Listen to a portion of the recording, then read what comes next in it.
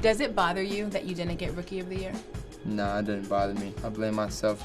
Young circles, floats, and hits. I'm up here. I'm up here. Then you got to throw it between their legs. Three-pointer for Trae. But okay, honestly, after that first game and you said it's over, did you feel so silly? Oh, trust me. Trust me, I was sick.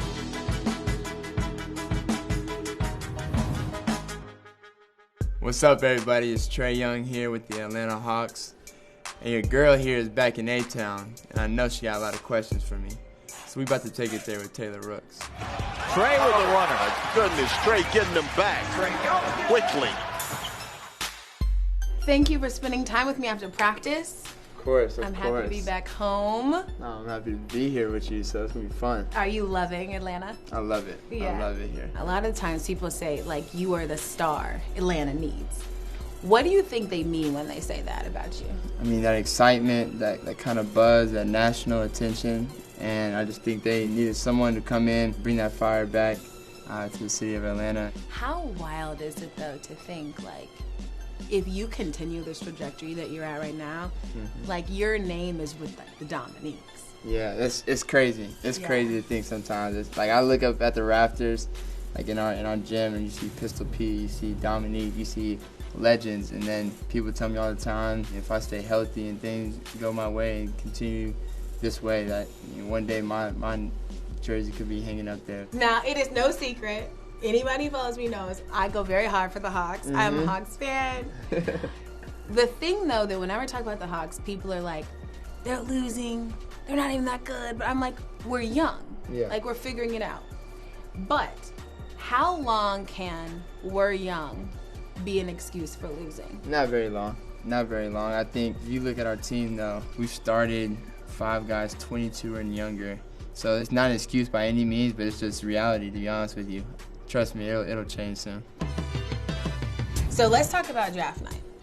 Obviously, that is a night that is going to stay with you forever. Yeah. Give me a play-by-play of how the day and night happened. I remember looking on TV, just wanting to see what people were thinking about where I was going to go, and I was looking, everybody saying I was going to go 12 or 14, and I was talking to my agent, like, is this real? And he was just like, man, turn off everything. Get to the draft, sitting down at the table, third pick's about to get called, it's Atlanta. The commissioner comes out and they say, Luka with the third pick. So as he's walking across the stage, my dad's sitting next to me, and my agent's right behind me. They come up and they say, you're going to Atlanta. So what you mean? They didn't just call me. So you didn't know till right there? I didn't know till right there. But all day, my dad and my agent, they knew that they were going to trade up for me. And I was still confused. And so my hands were sweating so hard. When the 4th pick got called, Memphis was called, and I was like crying. Like, I was like nervous, didn't know how I was going to react, didn't want to trip up the steps going up. And then they announced my name. And then I got across the stage, got down, talked to Maria Taylor, and she was just telling me they just traded me to Atlanta. So when you look at that night, are you like, okay, I wish they would have told me earlier in the day, or are you happy with how it... I'm happy with how it happened. I think if I would have known, maybe I wouldn't have been so nervous, but I don't think I would have really appreciated the moment like I did, so it was cool. You know, if I was you, I would be so annoyed with the constant Luka Trae talk, just because you're going to be tied forever. And I mean, I don't know if you can really help it, but does it bother you that that's what it's always going to be? I mean, to be honest with you, like, it's annoying, but it's gonna be that way till we're both done playing. So we might as well just embrace it. Long deep 3 over DeAndre Ayton. He is never out of range. With the way basketball has evolved, should we move the 3-point line? I think maybe we should add a 4-point line. Oh! I think that would change the game up a little bit. And the way guys are hitting half-court shots, making that 4 points, maybe that would be cool. Does it bother you that you didn't get Rookie of the Year? No, it doesn't bother me. It doesn't bother me too much. I blame myself for not getting Rookie of the Year. I didn't put myself in the best situation early on, the way I started, and I came on super hot late, but it was already too late. I mean, so for me, I can't really be mad at anybody besides myself. No, I will say, obviously I follow a lot of Hawks people on Twitter. Your first year, there were some shaky moments. And there was a lot of people that were like, all right, should have got Luka. Yeah. What did you think when that was happening? Just wait, it's gonna change. It's gonna be better. Even when I had my struggling moments, I think everybody really overreacted. I remember I didn't shoot very well my first game, and it was all on SportsCenter. Everybody could talk about it on all sports channels. It's just, I mean, how major of a bust I could be. I just took it with a grain of salt and just wanted people to keep that same energy when it turned over. So that's how I looked at it. Your iconic tweet, of course, was the apologies should be as loud as the disrespect was. Have the apologies been as loud? They were loud. It's never going to be 100% people on your side. Was there a game for you where you're like, this is it, this is the turning point? When we played in Denver, I had some guys out. One of our third best player got hurt. John was out for me to go off in Denver against a really good team and get a win on the road. I think that was like one of those moments where it's like, all right, like I can do this. You do have some vets on this team, but it's not like you have a super strong vet presence on this team. Who do you lean on in the NBA? Guys like Chris Paul. I mean, growing up, going to Thunder games, I've known and talked to KD, Russ. Those are my guys. Those are my guys I can call, talk to, ask for advice. What is the best piece of advice that Chris Paul has given you? Stay aggressive. I remember after we played him last year, my rookie year, I played really well out there, and he wants me to continue to be aggressive, just to always be in attack mode, and wasn't just to score, it was just to be in attack mode, to get other people involved, whatever it was. And what's the best piece of advice that Russell Westbrook has given you? Russ has given me a lot of advice over the years. I remember when I was a kid, I was going to a Thunder game.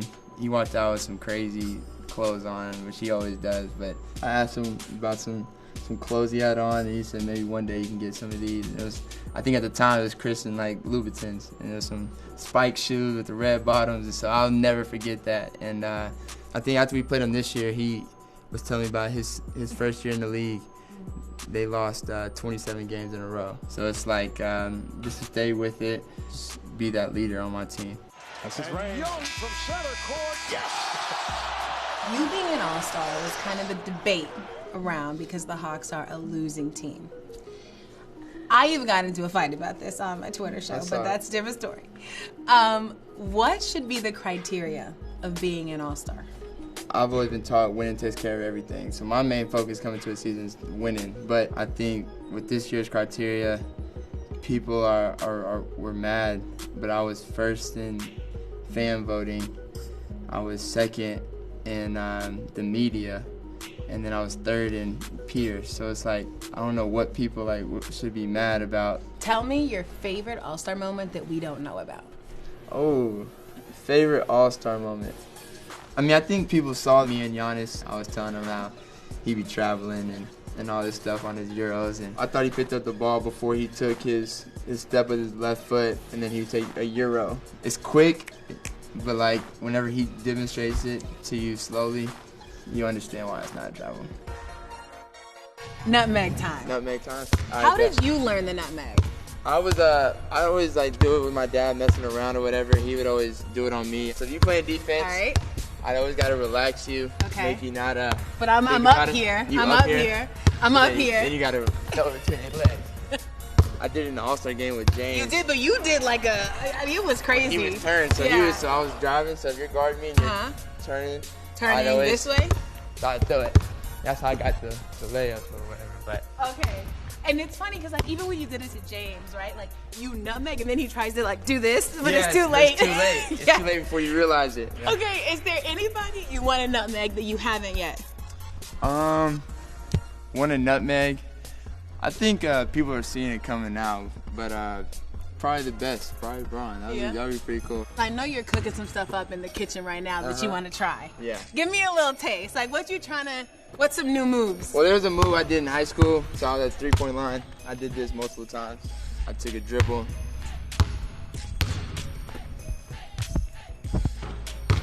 Look at that. Seen it here first. Yeah, you've seen it here. Can you ever be an elite defender at your size? Yes. And for me, being that it's not going to be a Pat Bev type of defender, it's going to be elite as far as just keeping my man from out of the paint, being sneaky with steals, being like a Chris Paul type of defender, being like a pest. Trae Young with 50 points, a new career high. So career high, 50 points. Mm-hmm. That was fantastic. Congrats to you. Appreciate it. You got the last laugh with the Miami Heat. Okay, what was going on between you and Jimmy throughout that game? Any trash talk? No, wasn't no trash talk. Wasn't nothing said. Just two competitive guys going at it. But okay, honestly, after that first game and you said it's over, did you feel so silly? Oh, trust me. Trust me, I was sick. Yeah. I was sick. I was, when I said it was over, we were up by 6, and I got taken, a minute left, got taken out. We got a good shot off. They came down, hit a 3 and tied it, and I was like, oh my gosh. And I knew if we didn't win that game, people were going to talk about that for a long time. And so, yeah, fast forward, everybody was talking about it for a long time. All-time 3-point contest. You can pick 3 players. All time. Yep. Steph would be in there. Reggie Miller would be in there, and probably Ray Allen. Okay. Right now, you get to make this dream team. It can be current players or past players. Mm-hmm. You're starting 5. You're the starting point guard. Okay. Tell me the dream 4 around you. Dream 4. At my 2 guard, I want Kobe. My 3, I would put LeBron. At my 4, I would put KD. 5, I'd put Shaq. I had to have a big diesel down there. That's nice. That's tough starting 5. We would never lose. Okay. Who is the hardest player to defend in the league? There's so many. Kyrie's probably the toughest. Okay. Kyrie's probably tough just because he's so shifty. He can score. He can just make plays. So it's probably Kai. True or false, and why?